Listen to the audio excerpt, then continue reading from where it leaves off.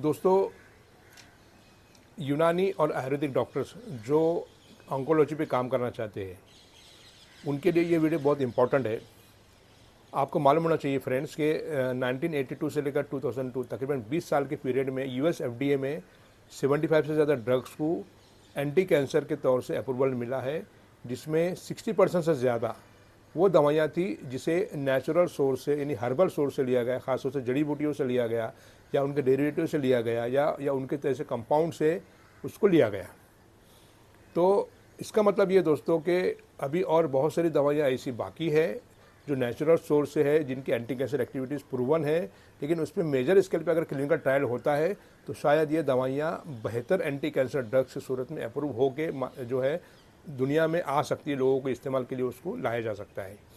लेकिन यूनानी आयुर्वेदिक डॉक्टर्स उसको बेहतर तरीके से इस्तेमाल कर सकते हैं, क्योंकि हर दवा का एक पर्टिकुलर मिजाज होता है और वो दवा एक पर्टिकुलर मिजाज के पेशेंट में फ़ायदा करती है, वाट जो भी उनका कैंसर हो उस पेशेंट का। लेकिन जो बेस होता है वो मिजाज होता है, यानी सर्वाइकल कैंसर है, ब्रेस्ट कैंसर है, लंग कैंसर है, तो पहले उसको मिजाज को देखा जाता है और उसके बाद फिर उसके कैंसर को देखा जाता है। तो अगर मिजाज को वो दवाइयाँ चलती है तो वो दवाइयाँ का एफिकेसी और अच्छे तरीके से हम लोग उसको इस्तेमाल कर सकते हैं। तो यूनानी आयुर्वेदिक डॉक्टर्स हर्ब्स जो काम कर सकते हैं वो मॉडर्न वाले नहीं कर सकते हैं। हालांकि उन्होंने जो काम किया है वो काम लगभग 30-40% लोगों को रिजल्ट ज़रूर आ रहे हैं, लेकिन यहाँ पर मामला 100% लोगों को रिजल्ट देने का है।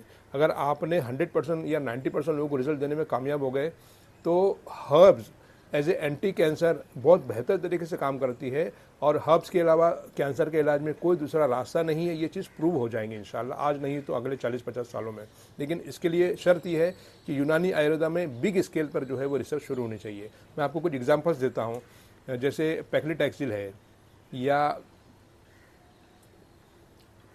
है, उसके बाद जो है विंका रोजिया है, डॉसीटैक्सिल है, कार्बाजीटैक्सिल है, ये तमाम के तमाम, विनक्रिस्टिन है, विनब्लास्टिन है, विनरोबिन है और विंडेसिन है।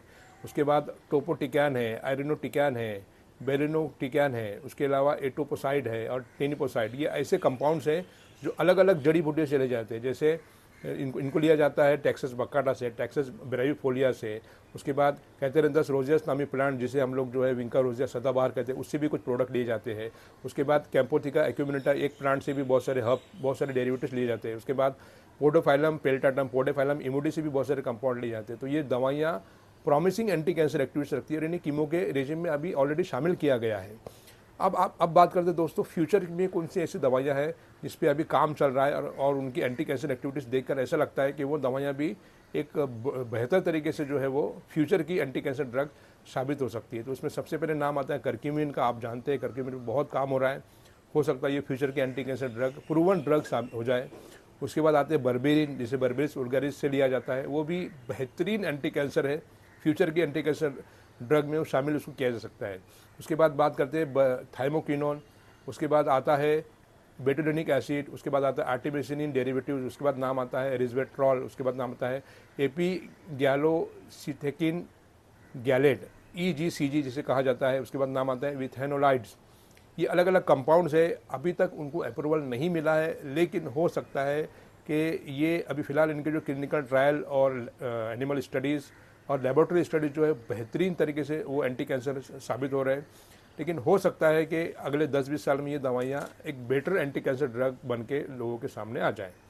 तो दोस्तों, एक ऐसा वीडियो है ये जिससे यूनानी आयुर्वेदिक डॉक्टर्स को एक थोड़ा सा मोटिवेशन मिल सकता है कि आप जड़ी बूटियों को सही तरीके से रिसर्च करके एंटी कैंसर रेजिम में शामिल कर सकते हैं, और कौन सी जड़ी बूटी किस मिजाज में दी जानी चाहिए उसको आप फाइनलाइज कर सकते हैं, और कैंसर के इलाज में एक बेहतर जो है आप काम कर सकते हैं।